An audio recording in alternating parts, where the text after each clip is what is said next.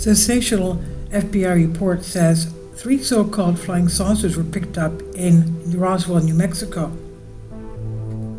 Scott C. Waring discovered on the FBI website a report that on March 22, 1950, Agent Guy Hottle sent to the FBI director, then headed by J. Edgar Hoover. According to the blogger, the document indisputably proves that aliens exist. They are small, but about a meter, that's 3 feet tall, and fly on saucers, quote unquote, with a diameter of 15 meters. Quote, according to an Air Force interrogator, 3 so-called flying saucers were recovered in New Mexico. They were described by him as circular in shape with raised centers, approximately 50 feet in diameter. Each one was occupied by 3 bodies of human shape, but only 3 feet tall. Creatures were found, dressed in metallic cloth of a very fine texture. Each body was bandaged in a manner similar to the blackout suits used by speed flyers and test pilots, according to the informant Mr. Redacted crossed out. The saucers were found in New Mexico due to the fact that the government has a very high-powered radar set up in that area, and it's believed the radar interferes with the controlling mechanisms of the saucers, unquote. It's worth mentioning that Guy Hottle is a real character. He served in the FBI since 1934, and in 1950 he headed the headquarters in Washington. His message is genuine, although it cannot directly serve as proof that the saucer crew were aliens. Now, what about aliens and oil? The document itself, as it turned out, was declassified back in the 70s of the last century, even when it became known that it appeared thanks to the efforts of 2 inveterate scammers and hoaxers, Silas Mason Newton and Leo Gebauer, who in the 30s of the last century sold oil-bearing areas, quote-unquote, to gullible American businessmen pouring oil into dry wells. The idea to involve aliens in their activities lit up the scammers in 1947 after information appeared in U.S. newspapers about the so-called Roswell incident, the crash of a flying saucer with aliens in the state of New Mexico.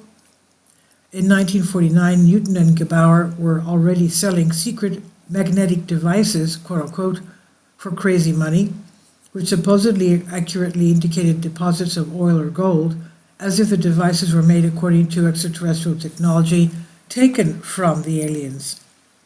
And along the way, businessmen earned on most alien topics. They appeared in newspapers, magazines, on the radio. In 1950, Newton posed as a scientist, began lecturing on flying saucers, quote-unquote. Newton was more brazen than many others, and he insisted he personally saw in a secret laboratory both flying saucers and the bodies of humanoids with the same physical structures beautifully built, he said.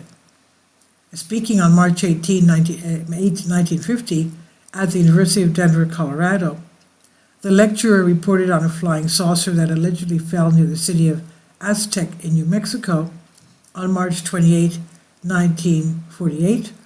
Already on March 9, the Denver branch of the FBI telegraphed to the center, quote, today, 2 sources reported that yesterday or today 1 and maybe more lectures were read to students at the University of Denver, during which Silas Newton spoke about flying saucers that he allegedly saw with his own eyes. He claimed to have seen several of these objects. One of them allegedly fell in the state of New Mexico. According to him, in addition to the saucers themselves, he also saw the Aeonauts, who he described as similar to people but only 3 feet tall. Aeonauts, Enionauts. Similarly, a report dated March 22, 1950 appeared. Guy Hottle prepared it from the words of a man who attended one of the lectures of pseudo-ufologists. By the way, the FBI agents were not interested in UFOs on their own initiative.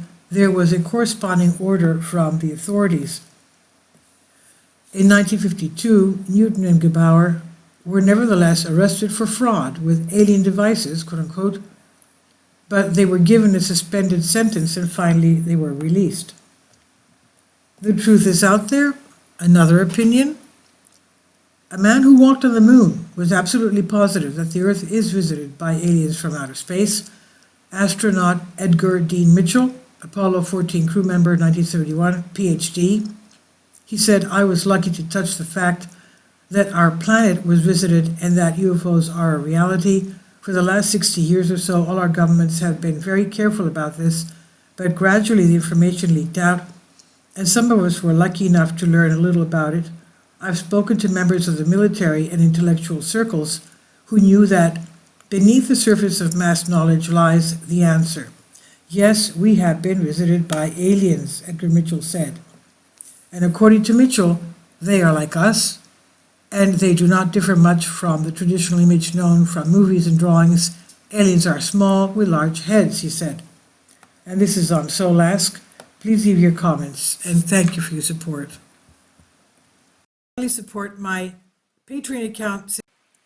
The daily posts are 5 videos daily, and they are totally different from what I have on my YouTube channel.